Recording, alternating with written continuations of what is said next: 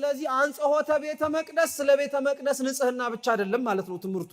መቅደስ ስለተባለ ስለኛ ሰውነት ንጽህናም ጭምር ነው።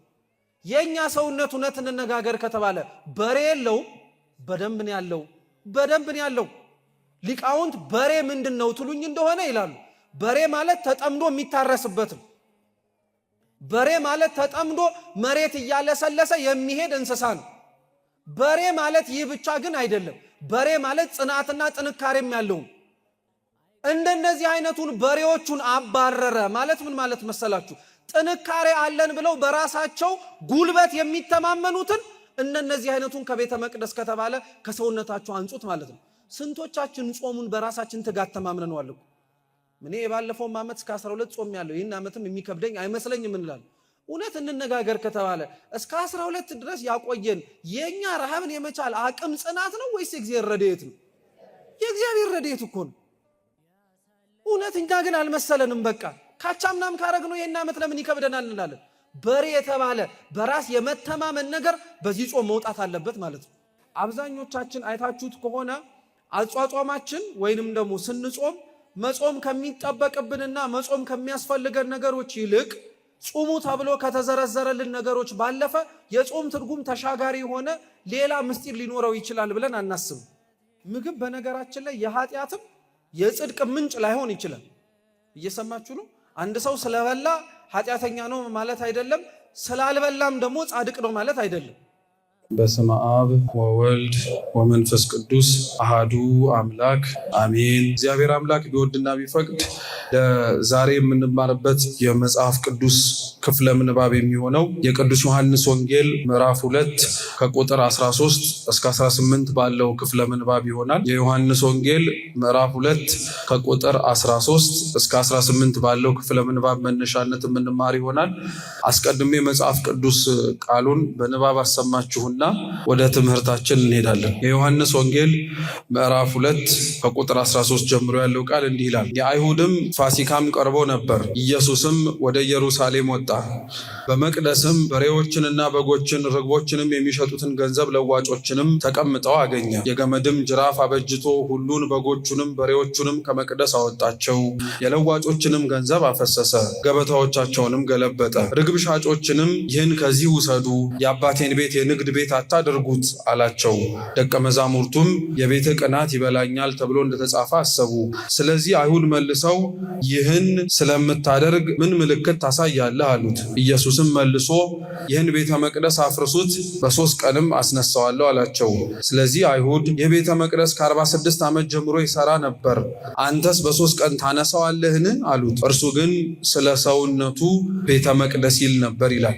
ስለ ቃሉ የአምላካችን የልዑል እግዚአብሔር ስም የተመሰገነ ይሁን። ይህን ሁሉ ለማስታወስ እንዲረዳን የምንመርጠው ርዕስ ለመማማር ቁጥር 16 ላይ ያለውን ነው። ይህን ከዚህ ውሰዱ። ያለንበት ሳምንት በቅድስት ቤተ ክርስቲያናችን የአብይ ጾም ሳምንታት መጠሪያ መሰረት ምኩራብ እየተባለ ይጠራል። ይህ ወቅት የአብይ ጾም 3ኛ ሳምንት ነው። አብይ ጾምን መጾም ከጀመርን ዛሬ 3ኛ ሳምንታችን ነው። የአርባው ጾም መጾምን ከጀመርን ደግሞ ዛሬ የያዝነው ማለት ነው 2ኛ ሳምንት ነው። የጌታችን የመድኃኒታችን ኢየሱስ ክርስቶስ ይህ ያለንበት የአብይ ጾም የሚከፈለው ለ3 ነው። የመጀመሪያው ዘወረደ ወይም ጾመ ሕርቃል እየተባለ ይጠራል። ይህ ወቅት ምዕመናንና ምዕመናት አንደኛ ስለ ጌታችን ስለ መድኃኒታችን ስለ ኢየሱስ ክርስቶስ መውረድ መወለድ የሚያስታውሱበት ወቅት ነው። ወረደ ተወለደ ሳይባል ጾመ ጸለየ ለማለት ስለማይመች አባቶቻችን አስቀድመው ዘወረደ ብለው ሰርተውልናል። ይህ ሳምንት ደግሞ ለአርባው ጾምም የመዘጋጃ ሳምንት ነው። ምናልባት ክርስቲያኖች መዘጋጀት ኖሮባቸው ሳይዘጋጁ ሰውነታቸውንና ሐሳባቸውን ሕሊናቸውን ለጾሙ ራሳቸውን ዝግጁ ማድረግ ተጠብቆባቸው ዝግጁ ሳይሆን ቢቀሩ ይህንን ሳምንት የአርባው ጾም ሳይጀምር እንዲዘጋጁበት ቤተክርስቲያን ታደርጋለች። ሁለተኛው የአብይ ጾም ክፍል ደግሞ ከጾመ ቅድስት ወይም ከሰሙነ ቅድስት አንስቶ እስከ ሆሳዕና ያለው ወቅት ነው። ይህ ወቅት ደግሞ የአርባው ጾም እየተባለ ይጠራል። ጌታችን ኢየሱስ ክርስቶስ ወደ ገዳመ ቆሮንቶስ ገብቶ የቆየበት ማለት ነው። የመጨረሻው የአብይ ጾም ሶስተኛው ክፍል ደግሞ ጌታችን ኢየሱስ ክርስቶስ ተነሳ ከሙታን መካከል ከማለታችን አስቀድሞ ታመመ፣ ሞተ፣ ተቀበረ ማለት ይቀድማልና ሕማሙን ጭንቁን የምናስታውስበት ሰሙነ ሕማማት ነው። በጥቅሉ ግን እነዚህን ሶስቱንም የአብይ ጾም ክፍሎች አንድ ላይ ጨምቀን የአብይ ጾም ብለን እንጠራዋለን። ጾም በቅድስት ቤተክርስቲያናችን አስተምህሮ በሰዋሰዋዊ ወይም በመጽሐፍ ቅዱሳዊ አሊያም በመዝገበ ቃላታዊ ፍቺው ብንተረጉመው ለተወሰነ ጊዜ ለተወሰነ ሰዓት ከተወሰኑ ምግቦች እንዲሁም ደግሞ ከተለያዩ ጾሙን ሊያገድፉ ከሚችሉ ነገሮች መከልከልና መታቀብ ጾም እየተባለ ይጠራል። መጽሐፈ መነኮሳት ግን በጥቅሉ ጾም ብሎ የሚጠራው ስለ እግዚአብሔር ተብሎ የሚተው ማንኛውም አይነት ነገር ሰው ጾም ብሎ እንዲወስደው ይናገራል። ስለዚህ አንድ ሰው ጾሙ በምግብ ብቻ ላይሆን ይችላል። ከምግብ መከልከል አንደኛው የጾም አይነት ነው እንጂ ብቸኛው አይደለም። ለምሳሌ በዚች ሰዓትና በዚች ቅጽበት ሰውነታችን ከሚኖርበት ወይንም ደግሞ መቀመጥ ከሚፈልግበት ቦታ አንስተነው መቀመጥ የሚያስፈልገው የእግዚአብሔር ቤት ደጅ ስንጥለው ሰውነታችን እየጾመ ነው ማለት ነው። ሰው ክፉ ሊሄድበት ካሰበበት ቦታ ተከልክሎ መልካም ወደ ማድረግ ወደሚችልበት ቦታ ሲሄድ እግሩ እየጾመ ነው ማለት ነው። ሰው ክፉ ሊያደርግ ከሚችልበት ከእጆቹ ከልክሎ መልካም ነገርን ለማድረግ ሲያለማምደው እጁ እየጾመ ነው ይባላል። ለዛ ነው መጽሐፈ መነኮሳት በጥቅሉ ስለ እግዚአብሔር ተብለው የሚተዉ ማናቸውም አይነት ነገሮች ጾም ተብለው ሊወሰዱ ይችላሉ ብሎ ይነገራል።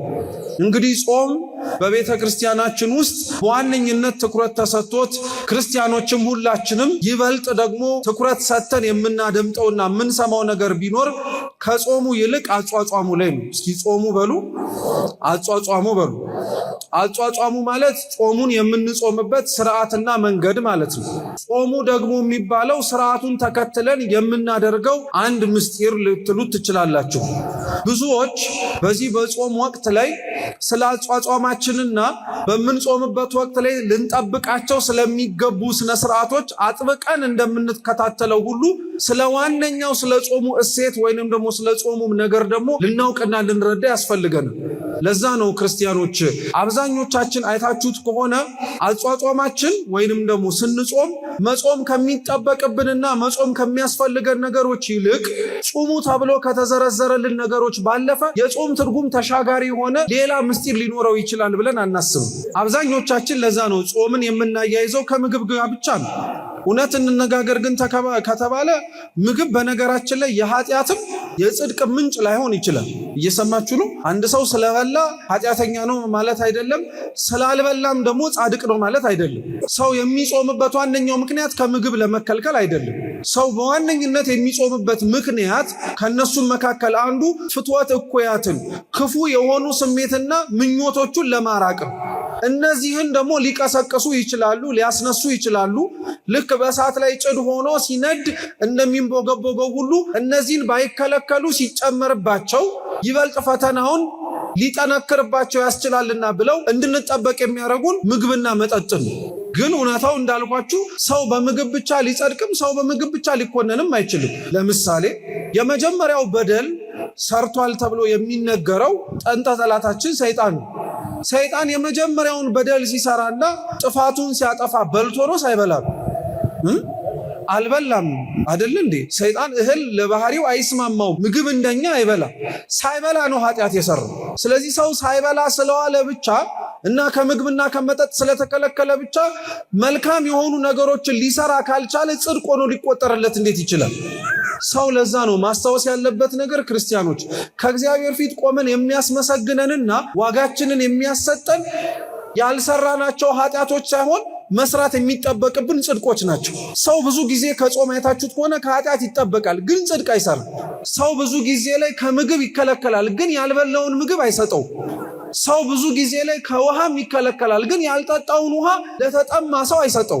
ስለዚህ እንዴት ብሎ ሊጸድቅበት ይችላል? ይህ ሰው ከኃጢአት ብቻ እየተከለከለ ነው እንጂ።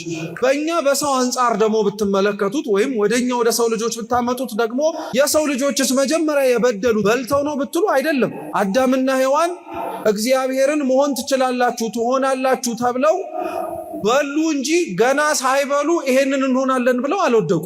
እየሰማችሁ ነው? አሁን ልዩነት አለው ማለት ነው። የአዳምና ሔዋን በደል መንስኤ የሆነው ቅጠሉን በልተው ከዛ በኋላ ወደ ሰውነታቸው ሲያስገቡት ብቻ አይደለም። ገና ሲነሳ ሐሳቡን ራሱ ለመስማት ጆሮአቸውን መክፈታቸውም ጭምር ጆሮአቸው ስላልጾመ ማለት ነው። ለዛ ነው ሊቁ ቅዱስ ያሬድ ጾም ማለት ከምግብና ከውሃ ሆድን መታቀብ ብቻ ሳይሆን ዓይንም እንዲጾም፣ ጆሮም እንዲጾም፣ አንደበትም እንዲጾም፣ እግርም እንዲጾም፣ እጅም እንዲጾም ያዛል። አሊያ እነዚህን ነገሮች ሰው ማጾም ካልቻለ በእነዚህ በአንዱ ሊወድቅበት የሚችልበት መነሻ ምክንያትም ይሆናል። ከምግብና ከመጠጥም የምንከለከለው ለዚህ ነው። እነዚህ ነገሮች ምክንያት ሆነውብን እኩያት ፍትወታትን ቀስቅሰውብንና አስነስተውብን ወዳልሆነ መንገድ እንዳንሄድ እንጾማለን። በዚህ ጾም ወቅት ላይ ነው ክርስቲያኖች በተቻላቸው አቅምና በተቻላቸው ሁኔታ ጾሙን በተቻላቸውም ልክ ከምግብና ከመጠጥ ባለፈና በተሻገረ መጠን ራሳቸውን ከሚወዱትና ደስ ከሚያሰኛቸው ነገሮችም ጭምር እንዲከለክሉት ይደረጋል። ለምሳሌ ለአንዳንዶቻችን ምግብና መጠጥን መከልከል ጾም ላይ መስለን ይችላል። ለዛ ነው ስርዓተ ቤተክርስቲያን ላይ ቀኖና ካህናተ ቤተክርስቲያን እንዲሰጡ ከሚደረግበት ነገሮች መካከል ለባለጸጋና ለድሃ ተብሎ ይነገራል። እየሰማችሁ ነው? አሁን ለምሳሌ ለባለጸጋ መጽውት ተብሎ ቀኖና ይሰጠው። ምክንያቱም ምን ስላለው የሚሰጠው ገንዘብ አለ። ለኔ ቢጤ ወይንም ደግሞ ለድሃ ጾም ጸልይ ተብሎ ላይጨመርበት ይችላል። ምክንያቱም እህል ሳያጣ ሳይበላ መዋል ማደርን ይህ ሰው ለምዷልና። ስለዚህ ተገላቢጦሽ ነው የሚሆነው። በገንዘቤ እወጣዋለሁ ያለውን ጾም ጸልይ ይባልበታል። በመጾም በመጸለይ አልፈዋለሁ ያለውን የኔ ቢጤ ደግሞ ከተሰጠህ ምጽዋት ላይ ቆርሰህ ደግሞ አንተም መጽውት ይባላል። አያችሁት? ስለዚህ ከሚወዱትና ከሚፈልጉት ነገር ራሳቸውን እንዲያቅቡ እንዲከለከሉ ይደረጋል ማለት ነው። በዚህ ሳምንትም በነገራችን ላይ በሰሙነ ምኩራብም ስሙ ምኩራብ ይባል ታሪኩ ከቤተ መቅደስ ጋር ይያያዝ እንጂ ቤተ ክርስቲያን አሁንም በዚህም ሳምንት የምታስተምረው ስለ ጾም ነው። የምታስተምርበት አውድና መልኩ ነው እየተቀየረ የሚመጣው። ለምሳሌ በዚሁ በመጀመሪያው ባነበብነው ክፍለ ምንባብ ላይ ልብ ብላችሁ ሰምታችሁ ከሆነ ቁጥር 13 እንዲህ የሚለው የአይሁድም ፋሲካ ቀርቦ ነበር ይላል። እስኪ የአይሁድ ፋሲካ በሉ ድገሙ። ፋሲካ ማለት ፓስካ፣ ፓስኦቨር፣ መሻገር ማለት ነው።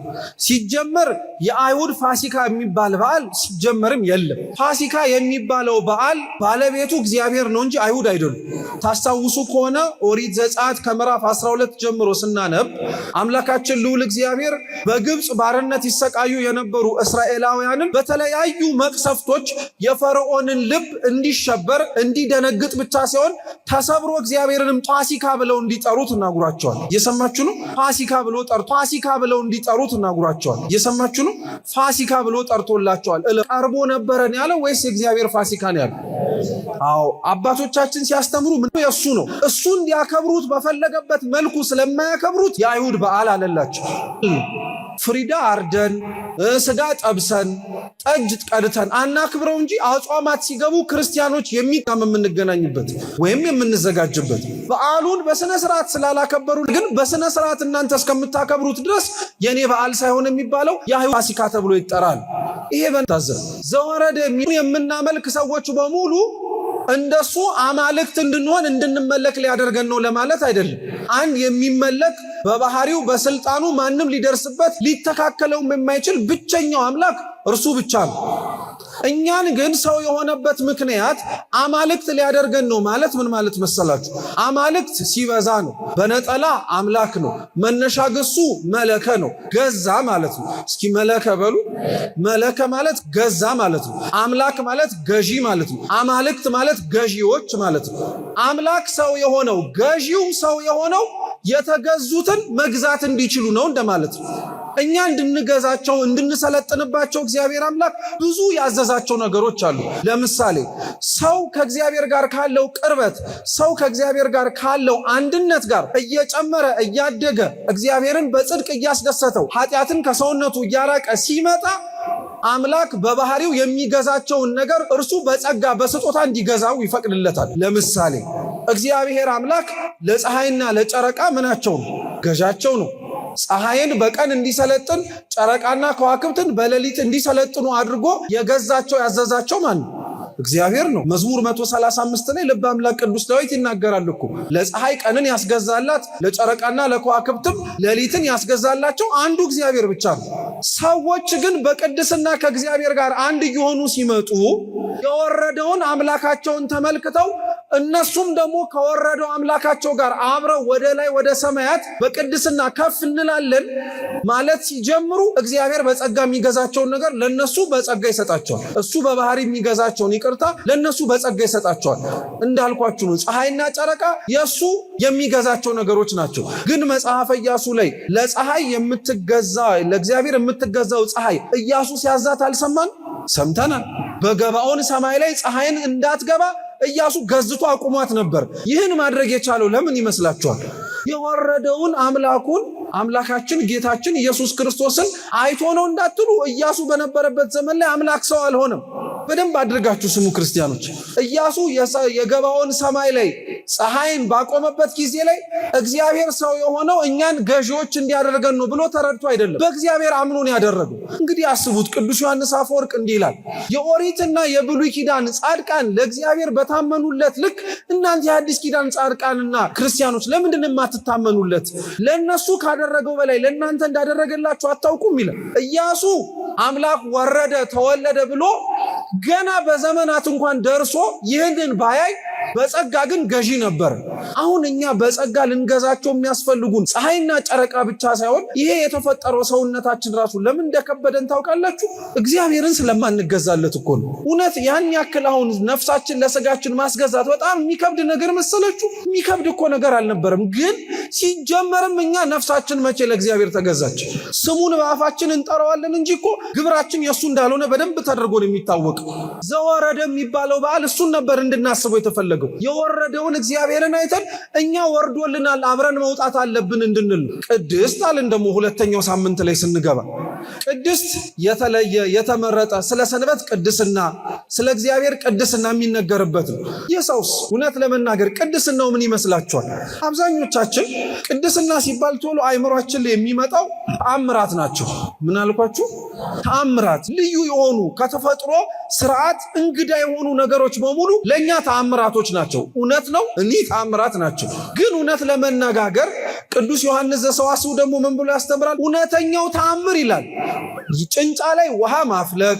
እውነተኛው ተአምር ከላይ ከሰማያት የሆነ ነገር ማውረድ አይደለም። እውነተኛው ተአምርና ቅድስና የራስን በደል ማየት ነው ይላል። በቅድስት ሳምንት እሱን ነበር እንድናስታውሰው የተፈለገው። ሰው የራሱን ኃጢአት ሲያይ እንዴት ወደ እግዚአብሔር ሊቀርብ ይችላል? ሰው እንዴት ራሱን ሳይመረምር ወደ እግዚአብሔርስ ሊጠጋ ይችላል? እኛ ስለ ቅድስና የምናወራባቸው ብዙ አውዶች ላይ አብዛኞቻችን የምንረዳው ቅድስናን የጸጋ ክንፍ ማውጣት፣ በጣም ድንቅ የሆኑ ነገሮችን መከወን። እዛ ጥግ ደረጃ ላይ የደረሱ ሁሉም ጻድቃን ከእናታቸው ማህፀን ሲወጡ ጻድቃን ብቻ ሆነው የተገኙ ይመስላችኋል? አንዳንዶች እኮ ከእናታቸው ማህፀን ሲወጡ ወጥተውም ጭምር ሲኖሩ እኮ በጣም ኃጢአተኛ ነበሩ፣ እጅግ በጣም ኃጢአተኛ። እንዲያውም በስንክሳራችን ላይ ተጽፎ የሚገኝ አንድ አባት አለ፣ አባ እብሎይ ይባላል። በረከቱ ለሁላችን ትድረሰ። እኚህ ጻድቅ ሰው ይሰራዋል ተብሎ የሚነገረውን ኃጢአት በሙሉ ሰርተው የጨረሱ ናቸው። ምንም የቀራቸው ኃጢአት የለም። እንዲያውም ወደ ንስሐ ልባቸው እንዲቀሰቀስ ያደረገውን ኃጢአት ጸሐፊ ሲናገር ምንድን የሚለው? ከዕለታት አንድ ቀን ተነሱና እስኪ እናት ሆድ ውስጥ ወይም እናት ማህፀን ውስጥ ልጅ እንዴት ነው የሚቀመጠው ብለው አሰቡ። አንዲት ነፍሰ ጡር ስታልፍ ሲመለከቱ ጸጉሯን ያዟትና መሬት ላይ ጥለው በያዙት ሾተል ማህፀኗን ቀደው ልጁ እንዴት እንደተቀመጠ አዩት። እንዲህ አይነት ነበሩ። አይተውት ከዛ በኋላ ህሊናቸው ተነካ። ትላንትና የሰሩት ኃጢአቶች በሙሉ ትዝ አሏቸው። ወዲያውኑ ወደ አስቄጥስ ገብተው ወደ ገዳሙ ሳይሆን ወደ ጥልቁ በረሃ ወርደው እዛ ውስጥ እየጾሙ እየጸለዩ ስለ ኃጢአታቸው ሲያነቡ ሲያለቅሱ ኖሩ። አሁን ምን ልላችሁ ፈልጌ ነው፣ የእኚህን ጻድቅ ኃጢአቱን አስታውሳችሁ እንዲህም ተሰርቶ ነበር እንድትሉ አይደለም። ሰው ግን ንጽህናውንና ቅድስናውን ከመጀመሩ አስቀድሞ ምኑን ማየት መጀመሪያ ይቀድማል? ኃጢአቱን፣ በደሉን ማየት ይቀድማል። አሁን በዛ በሰሙነ ቅዱስ ስንቶቻችን ኃጢአታችንን አይተነዋል? ስንቶቻችን በደላችንንስ ተመልክተነዋል? ስንቶቻችን ለእግዚአብሔር እንዳልተመቸ ነው እንኳን አስታውሰነዋል? ሳምንቱን እንዲሁን ያሳለፍነው ይኸው እግዚአብሔርም ቸር ነው። ሶስተኛው ሳምንት ላይ ያመጣል ምኩራብ ብሎ። ታዲያ እውነት እንነጋገር ከተባለ ጌታችን የተናገረው ቅዱስ ዮሐንስ ወንጌላዊ ጽፎልን ባለው በዚህ ምንባብ ላይ የአይሁድ ፋሲካ እንዳለው አሁን የእነዚህ ክርስቲያኖች ጾም ቢል የእኛን ጾም ይፈረድበታል እግዚአብሔር? እርሱ እንዳሰበልን እኮ አይደለም እየጾምን ያለን፣ እርሱ እንዳዘዘን አይደለም እየተመላለስን ያለን። ኧረ ተውት፣ አለመመላለስ እማንሞክርም ጭምር እኮ አለን። ጭራሽ ደግሞ ማለት አይመለከተኝም ጭራሽ የምንል ማለት ነው። ጾምን ለአንድ ሰው ወይንም ደግሞ ክርስቲያናዊ የሆነ ማንኛውም አይነት ነገሮችን ማድረግና መከወን የማይጠበቅበት የሚመስለውም ሰው አይጠፋም ከኛ መካከል። ለዛ ነው እያንዳንዱ ሳምንት ላይ የሳምንታቱ መጠሪያ ይለዋወጥ እንጂ የሚወራው የሚሰበከው ስላሁኑ ስለምንማርበት ርዕሰ ጉዳይ ስለ ጾም። የአይሁድም ፋሲካ ቀርቦ ነበረ። ጌታችን ኢየሱስ ክርስቶስም ወደ ኢየሩሳሌም ወጣ። ወደ ኢየሩሳሌም ወደ ቤተ መቅደሱም ተጠጋ። ምኩራብ ተብሎ የሚጠራው የአይሁድ ቤተ ጸሎት ነው። እንደ ስርዓቱ ከሆነ አንድ ምኩራብ የሚሰራው 10 እስራኤላውያን አባወራዎች ባሉበት ቦታ ላይ ነው። እስራኤል በነበረችበት አቀማመጥ ለ3 ነው የምትከፈለው። የላይኛው ክፍል የገሊላ ክፍል ይባላል። መሐለኛው ክፍል የሰማሪያ ክፍል ይባላል። የታችኛው ክፍል ይሁዳ ይባላል። ይሁዳ የሚባለው ክፍል ላይ ቤተ መቅደሱ ያለበት ነው። ምኑ ያለበት አልኳችሁ? የትኛው ክፍል ላይ? የታችኛው ምንም ተብሎ የሚጠራው ይሁዳ ተብሎ የሚጠራው ነው። ሰማሪያ የሚባለውን ክፍል የምታስታውሱ ከሆነ ጌታችን ኢየሱስ ክርስቶስ ሳምራዊቷን ሴት ያገኘበት ቦታ ነው። ገሊላ ደግሞ ያደገበት ቦታ ነው። እናቱም ብስራቱን የሰማችበት ማለት ነው። ወደ አንዲት ሀገር ገሊላ ወደምትባል ናዝሬት እያለን የምንጸልየው ስንጸልይ እንዲህ ማለት ነው። እና ጌታችን መድኃኒታችን ኢየሱስ ክርስቶስ ምኩራብ ወይንም ደግሞ እዚህ ሳምንት ላይ ወደ ምኩራብ ሳይሆን ወደ ቤተ መቅደስ ነው የገቡ። እኒህ ምኩራቦች ውስጥ ከተመሰረቱ በኋላ አገልግሎታቸው ምንድነው? አንደኛ የነቢያት መጽሐፍት ይነበብባቸዋል። በዕለተ ሰንበት አይሁድ ይሰበሰቡባቸዋል። ከዛ በተጨማሪም ደግሞ ማህበራዊ የሆኑ ጉዳዮቻቸውንም ጭምር ይነጋገሩባቸዋል ምኩራብ ውስጥ። ዛሬ ምኩራብ እየተባለች የምትጠራው ለምኩራብ አካል ሆና አሁን ላይ ያለችው ቅድስት ቤተ ክርስቲያን ናት። የነቢያት መጽሐፍት የሚነበብባት፣ ክርስቲያኖች በዕለተ ሰንበት የሚሰበሰቡባት፣ ማህበራዊ የሆኑ ጉዳዮቻችንን ጭምር በአጸደ ቤተ ክርስቲያን ተቀምጠን ስለ ሕይወት ጉዳዮቻችንም የምንነጋገርበት። እየሰማችሁ ነው? አዎ። ጌታችን ግን የገባው ወደ ምኩራብ ሳይሆን ወደ ምንድን ነው? ወደ ቤተ መቅደሱ ነው የገባው። ወደ ቤተ መቅደሱ ሲገባ አምላካችን ኢየሱስ ክርስቶስ በሬዎች፣ በጎች፣ ርግቦች እንዲሁም ሻጭና ለዋጮች ግቢ ውስጥ ተመለከታቸው። በጎች፣ በሬዎች እንዲሁም ደግሞ ርግቦችና ሻጮች፣ ለዋጮች ሲገኙና በዛች ቦታ ላይ ሲያያቸው ጌታችን ኢየሱስ ክርስቶስ መንፈሱ ተበሳጨ፣ ተናደደ። ምክንያቱም ቤቱ ለዚህ ዓላማ የተዘጋጀ ስላልነበረ ነው እንደሚነበበው። ግን ወደ ውስጡ ገብተን እስኪ በተወሰነ መልኩ እንየው። እውነት እንነጋገር ከተባለ በጎቹ፣ በሬዎቹና ርግቦቹ ቤተ ክርስቲያን አካባቢ ወይም በቀደመው ቤተ መቅደሱ አካባቢ መኖር ነበረባቸው አልነበረባቸውም ብትሉ ነበረባቸው። ምክንያቱም እኒህ እንስሳት ለኦሪቱ መስዋዕት የሚጠቀሙ ነበሩ ወይም መገልገያ ነበሩ። እየሰማችሁ ነው? መገልገያ ናቸው፣ ጥፋተኞች አይደሉም። በጉ በዛ ቦታ መኖሩ፣ በሬው በዛ ቦታ መኖሩ፣ ርግቡ በዛ ቦታ መኖሩ ቦታው ነው። ሰዎች ወደ ቤተ መቅደሱ ሲገቡ መባና መስዋዕታቸውን ይዘው መግባት ስለሚጠበቅባቸው እዛ ቦታ ላይ ሊገኙ ይችላሉ። ችግሩ ምን መሰላችሁ? አይሁድ ወይንም ደግሞ ቤተ መቅደሱ ዙሪያ ላይ የነበሩ አማኞች እነዚህን እንስሳት ያስቀመጡበት ዋነኛው ዓላማ ሰዎች ወደ ቤተ እግዚአብሔር ይዘውት ሲመጡ ባዶ እጃቸውን መግባት የለባቸውም ብለው ከማሰብ ከቅንነት የመነጨ አይደለም። ብዙ ሰው ወደ ቤተ መቅደሱ በጊዜው ሲመጣ ዙሪያው ላይ ባለበት ቦታ ላይ ብቻ አይደለም የሚመጣው፣ ከሩቅም የሚመጣል እና ከሩቅ ለእግዚአብሔር ስዕለቱ ደርሶለታልና የድህነት መስዋዕትና ሌሎችም በኦሪቱ መሰዋት ያለባቸውን መስዋዕቶች ለማድረስ እንስሳቶችን ይዘው ሲመጡ አንዳንዶቹ ከመንገድ ብዛት የተነሳ ይከሱ ነበር፣ ይጠቁሩ ነበር፣ ይጎሳቆሉ ነበር እና ምን ያደርጉ ነበር? ልክ እንስሳቶቻቸውን ይዘው ወደ እግዚአብሔር ቤተ መቅደስ ተቀበሉን ብለው ሲያመጡ እንዴት እንደዚህ አይነት እንስሳት ይዘህ ትመጣለህ? እንዴት የከሳ ነገር ታመጣለህ? እንዴት የጠቆረ ነገር ታመጣለህ? እንዴት ለእግዚአብሔር እንዲህ አይነቱን መስዋዕት ታቀርብለታለህ? በፍጹም ይሄማ አይገባም ይሉ። ታዲያ መፍትሄው ምንድነው ሲሏቸው፣ አንተ ያመጣውን 2 በሬ በእኛ 1 በሬ እንለውጥ ይሉታል። ሁለቱን ተቀብለው አንዱን ይሰጡታል። እኒህ ሰዎች ታዲያ እየለወጡ ነው ማለት ነው። እዛ ቦታ ላይ የዘረጉት ምንም አይነት ነገር ለራሳቸው ጥቅም ማግኛ ነው እንጂ እግዚአብሔርን የሰበሰቡት ወይንም ደግሞ አምላካቸውን ለማምለክ የመጡትን ሕዝብ ምንም የሚጠቅም አልነበር። ግን ጌታችን ምን አደረገ? በሬውን፣ በጉን፣ ርግቡን፣ ሻጮችና ለዋጮችን ከተመለከተ በኋላ ይህን ከዚህ ውሰዱ፣ ቤቴ የጸሎት ቤት ነው እንጂ የነጋዴዎች ቦታ አይደለም አታድርጉታልና ጅራፍ አንስቶ ማባረር ጀመር። ማባረር በጀመረበት ጊዜ ላይ ያባረረው ሰዎቹን አይደለም እንስሳቱን ያባረረው። እውነት ግን ጥፋተኞቹ እንስሳቶቹ ናቸው? ሰዎቹ ናቸው? ሰዎቹ ናቸው። ግን እንስሳቱን ያባረሩ። ለምን? ሐሳቡን እንድንረዳው ወደ ኦሪት ዘፍጥረት ምዕራፍ 3 ልውሰዳችሁ። ታስታውሱ ከሆነ ኦሪት ዘፍጥረት ምዕራፍ 3 የሰው ልጅ ውድቀት ከገነት እግዚአብሔር ፈርዶበት የተባረረበትን ታሪክ የምታገኙበት ነው እና አምላካችን ልዑል እግዚአብሔርን አዳምና ሔዋን አትብሉ የተባሉትን በልተው ከበደሉ በኋላ አምላካችን ልዑል እግዚአብሔርም በገነት መካከል ኮቴውን እያሰማ መጣ። አሁን ጅራፍ እያጮኸ ነው። ድሮ ግን ኮቴ እያሰማ ነበር የመጣው። እንዳይፈሩ እንዳይደነግጡ ተመልክቶ ገባ፣ አገኛቸው። የት ናችሁ አላቸው። ኀፍረታችንን ሸፍነን ኃጢአት ሰርተናልና ተሸሽገን በዚህ አለን አሉት። አወጣቸው። ኃጢአት የሰራ ሁሉ ደሞዙን ሊቀበል ግድ ነውና ስለሰሩት ኃጢአት በደላቸውን ፍርድ ሊቀበሉ ቆሙ። ፍርዱን የጀመረው እግዚአብሔር ከባቡ ነው። አይገርማችሁም? ልብ ብላችሁታል? እባቧ ዕፀ በለስ በልታለች እንዴ? በልታለች እንዴ? አልበላችም። ብሉ ብላ ምክር ለማን የሰጠችው? ግን መርገሙ የተጀመረው ከማን ነው? ከባቢቱ ነው። ለምን መሰላችሁ? እባብ ስትረገም የሰሙ አዳምና ሔዋን እኛም ላይ ይህ ቁጣና ፍርድ ይደርስብናል ብለው ልባቸውን ከፍተው ለንስሐ እንዲያዘጋጁ። እውነትም ደግሞ እባቧ ከተረገመች በኋላ እነሱም ተረግመው እንደወጡ ማልቀስ ማንባት ነው የጀመሩት። እግዚአብሔርም ለዛ ነው አልቀሰው አንብተው አልተዋቸውም። ፍጥረታቶቹ ናቸውና ከልጅ ልጃችሁ ተወልጄ አድናችኋለሁ አለ። አሁን ተመልሳችሁ ያጠፉት ሰዎቹ ናቸው፣ የተባረሩት እንስሳቶቹ። ለምን? የእንስሳቶቹን መባረር አይተው ሰዎቹን መመለስ እንዲችሉ። አሁን እውነት እንነጋገር ከተባለ እዚህ ቅጥረ ቤተ ክርስቲያን ውስጥ ያለን ሁላችን የመቀመጥ መብቱና የመቀመጥ ስልጣኑ ኖሮን የተገኘን ይመስላችኋል? እግዚአብሔር ሊያስገባን ስለመረጠ ነው። ሌላ ምንም ትርጉም የለው። ጅራፍ አንስቶኛን ያላባረረን የማንባረር ሰዎች ሆነን አይደለም። ሁላችንም ያልተባረርነው ከሱ ቸርነትና ምሕረት የተነሳ ነው። እንደ እንስሳቱ ጅራፍ አንስቶ እያጮኸ ማባረር እግዚአብሔር ይችልበታል። ዝም ያለው ታጋሽ ስለሆነ ነው። እግዚአብሔር ደግሞ ዝም እንዳለ አንድ ቀን ደግሞ ትዕግስቱን በቁጣው ደግሞ ይገልጠዋል። ምንም አትጠራጠሩ በዚህ ክርስቲያኖች። አንዳንድ ሰው ግን ይህንን ሲነገረው ደግሞ ምን ይላል? ድሮም ብዬ ነበር ይላል። እየሰማችሁ ነው? አሁን ከኛ መካከል እንደውችን ቤተክርስቲያን ችግሩን ምኑን ሲሰማ አንዳንድ ሰው እንደው ምን አለ እግዚአብሔር ጅራፉን አንስቶ ሙልጭ አርጎ ባጸዳው ብላችሁ አታውቁ? ግን ልብ ብላችሁታል? እናንተም እኮ እዚህ ቤተክርስቲያን ውስጥ ናችሁ። ይጸዳ ስትሉ መጸዳትም እኮ አለ። ይባረሩ ስትሉ መባረርም እኮ አለ። ይውጡ ስትሉ መውጣትም እኮ ጭምራል።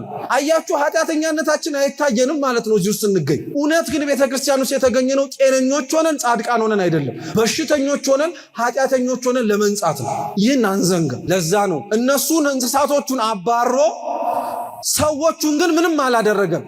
ሰዎቹ ብራቸውን፣ ሀብታቸውን፣ ሌሎች ነገሮቻቸው ሲባረሩ ደንግጠው ቢያንስ እንኳን ልባቸው ለንስሐ እንዲከፈት ነው። የስንት ሰው ከቤተ ክርስቲያን መውጣት ለእኛ እኮ እንደ ዜና ነው እንጂ እኔም እኮ ነገ ፍጻሜ ምን እንደሆነ በምን አውቃለሁ ብለን መመለሻ መች ሆነ? እነገሌ ወጡ እነገሌ ገቡ ሲባሉ እኮ የእኛ ሰው እልል ከማለት ባለፈ እኔ ወጣ ይሆን እንዴ ብሎ እኮ አያፈራም። ራሱ እግዚአብሔር እውነት ቤቱን አትመጥንም ብሎ ዞር በል ይለኝ ይሆን እንዴ ብለን እኮ አንጠራጠርም። ራሱ እንደው ይህንን የምላችሁ ምን ያክል ራሳችንን መመልከት እንዳለብን ተገብቶን የተቀመጥን ሰዎች እንዳልሆንን እንድናውቀው። ቸር ስለሆነ ብቻ ነው ይህን ያደረገልን። መሐሪ ስለሆነ ብቻ ነው ይህንን እየፈጸመልን ያለ። ጅራፉን አነሳ፣ አባረራቸው፣ ሁሉንም አስወጣቸው።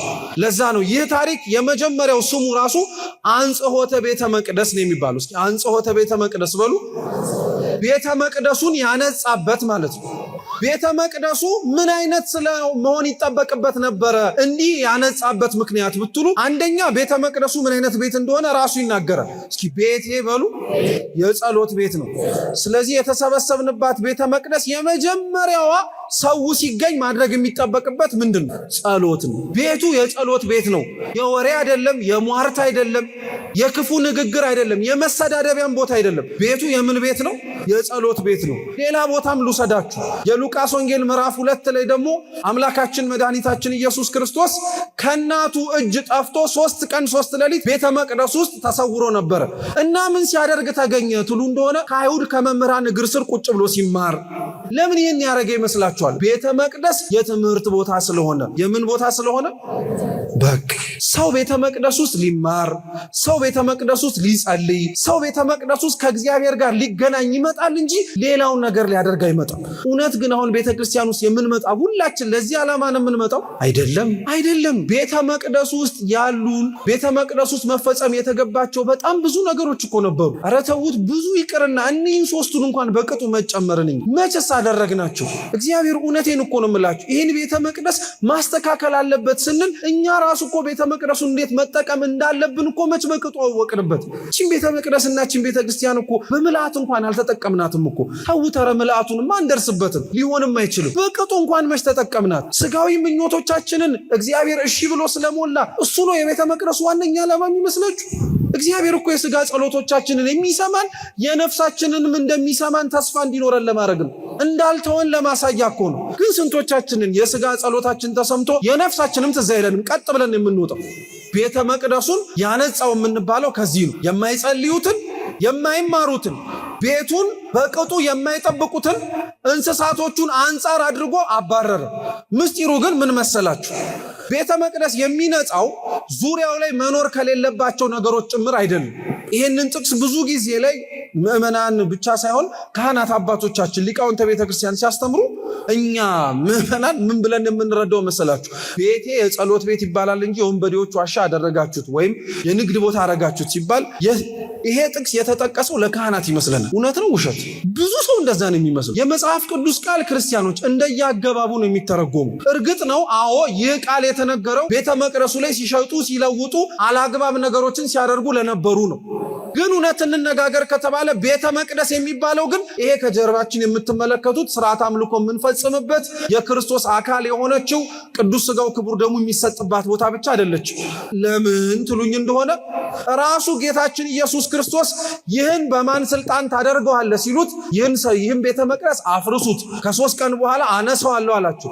ይህ ቤተ መቅደስ ከ40 ዓመት በላይ ፈጅቷል፣ እንዴት በ3 ቀን አነሳዋለሁ ትላለህ ሲሉ ቅዱስ ዮሐንስ ወንጌላዊ ሲጽፍ እኛ ቅድም ስናነብ ምንድን ያለው? ይህን የተናገረው እስኪ በሉ መቅደስ ስለተባለ ስለ ሰውነቱ ነው። ስለዚህ አንጽሖተ ቤተ መቅደስ ስለ ቤተ መቅደስ ንጽህና ብቻ አይደለም ማለት ነው ትምህርቱ። መቅደስ ስለተባለ ስለኛ ሰውነት ንጽህናም ጭምር። የኛ ሰውነት እውነት እንነጋገር ከተባለ በሬ የለው? በደንብ ነው ያለው። ሊቃውንት በሬ ምንድነው ትሉኝ እንደሆነ ይላሉ፣ በሬ ማለት ተጠምዶ የሚታረስበት ነው። በሬ ማለት ተጠምዶ መሬት እያለሰለሰ የሚሄድ እንስሳ ነው። በሬ ማለት ይህ ብቻ ግን አይደለም። በሬ ማለት ጽናትና ጥንካሬም ያለው።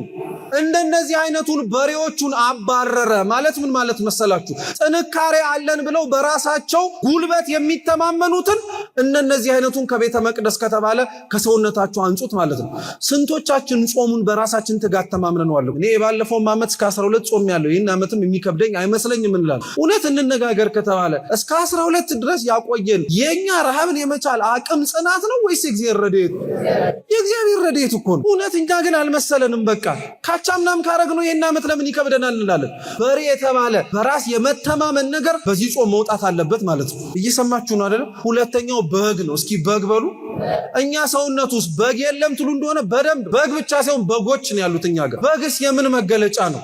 በግ ሞኝ ነው። በግ የዋህ ነው። እንዲሁ ዝም ብሎ የሚነዳ ነው። እኛ ዝም ብለን አልተነዳንም። ለሚመጣ ለሚያልፍ ለሚያገርመው በሙሉ እኮ እኛን ለመምራትና እኛን ለመውሰድ በጣም እኮ ቀላል ነው። በግ የሚሰደደው በግ ከመንጋው ተለይቶ የሚሄደው የተሻለ ሳር ፍለጋ ነው። እኛስ የተሻለ ሳር አሳይተውናል ብለን ያመናቸውን ሰው በሉት ምን በሉት እግዚአብሔርን ትተነው አልኮበለልም። በግ ነው መራቅ ያለበት ከሰውነት። ቤተ መቅደስ የተባለ ሰውነታችን መንጻት ያለበት ከእንዲህ አይነት ከበግ ነው። እየሰማችሁ ነው አይደል? ርግብስ ምን ማለት ነው? ከበግና ቢያንስ ከበሬ እችኛዋ ትለያለች። ምን የምታረግ ናት? ትበራለች። እየሰማችሁ ነው አይደል? አዎ፣ ርግብ ደግሞ ትበራለች። ርግብን ከሰውነታቸው አውጡ ደግሞ ማለት ምን ማለት ነው? መቼም ርግብ ማረፊያዋ አንድ ይሁን እንጂ ፈልፍያለሁ ብላ ጫጩት ጥያለሁ ብላ እዛ ያለችበት ቦታ ላይ የሚቀልበኝ ሰው ይመጣልኛል ብላ ተማምና ቁጭ ትላለች ወይስ ከአንድ ቦታ ወደ ሌላ ቦታ እየሄደች ትፈልጋለች? እየተዘዋወረች ትፈልጋለች። ርግብ የሚባለው ደግሞ የሐሳባችን መበታተን። በዚህ ጾም ውስጥ እንደኛ ሐሳቡ የተበተነ የለም። በደንብ እንደ ርግብ እምነቱ አንዴ ከእግዚአብሔር አንዴ ከሰው አንዴ በራሱ ላይ አንዴ በቅዱሳኑ ላይ የታመነ የለም አለ።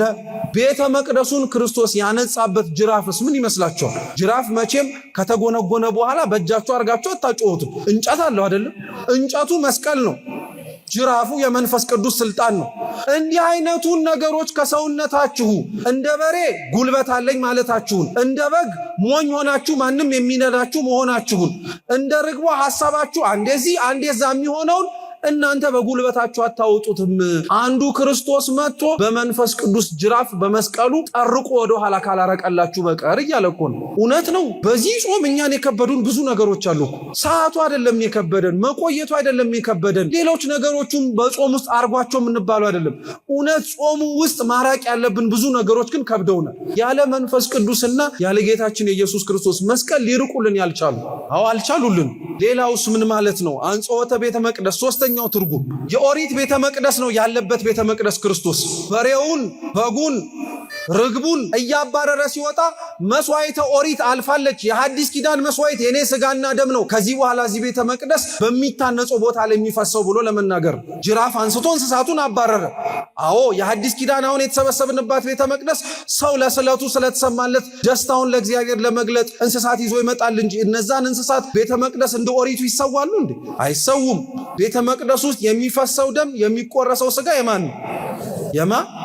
የአምላካችን የኢየሱስ ክርስቶስ ነው፣ የሌላ አይደለም። ቤተ መቅደሱን አንስቶ ማንጻቱ ይሄ ነው።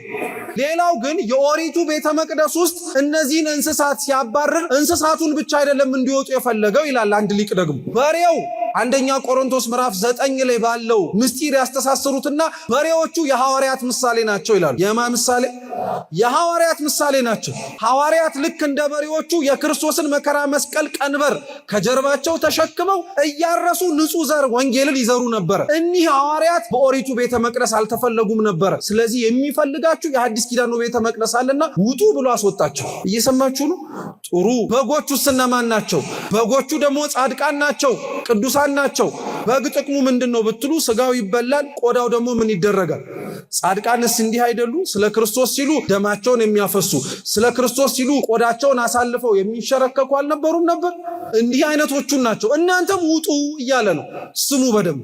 ርግቦችስ እነማን ናቸው? የመንፈስ ቅዱስን ጸጋ የተላበሱ ጻድቃን፣ እነሱንም ውጡ አለ።